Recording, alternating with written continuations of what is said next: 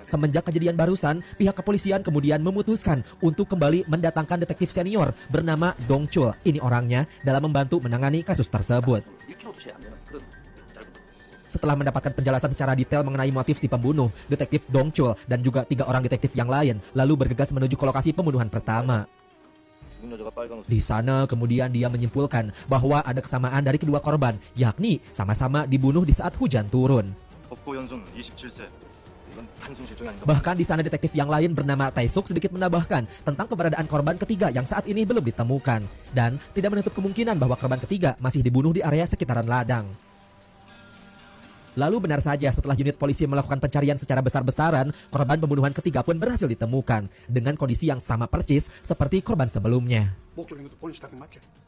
Namun dikarenakan si pelaku pembunuhan ini sangat pintar dan juga hati-hati dalam melakukan pembunuhan, tim forensik pun akhirnya tidak berhasil menemukan satupun petunjuk yang ditinggalkan mengenai ciri-ciri si pembunuh di tubuh korban.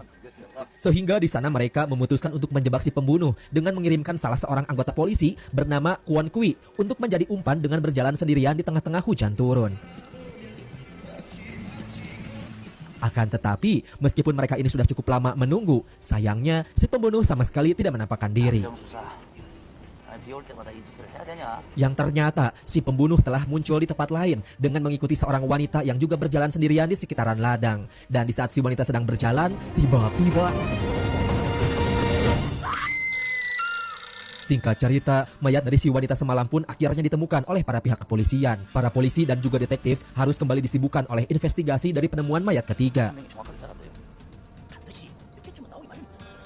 Setelah tiba di markas, para detektif yang sedang sibuk berdiskusi, mereka lalu didatangi oleh Kwon Kui yang menemukan petunjuk lain tentang si pelaku.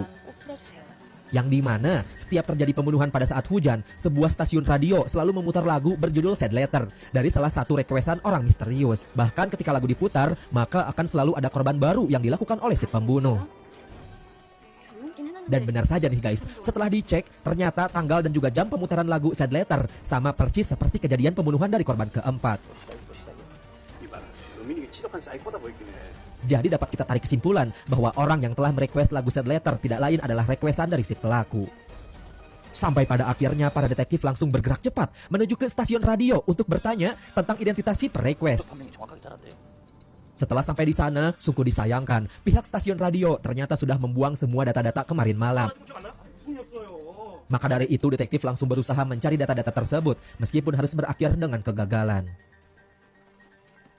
Pada malam harinya, detektif Park Yang-ko bersama dengan Taesuk kembali melanjutkan penyelidikan di area sekitaran ladang. Dan di sana mereka tanpa sengaja melihat gerak-gerik dari seorang pria misterius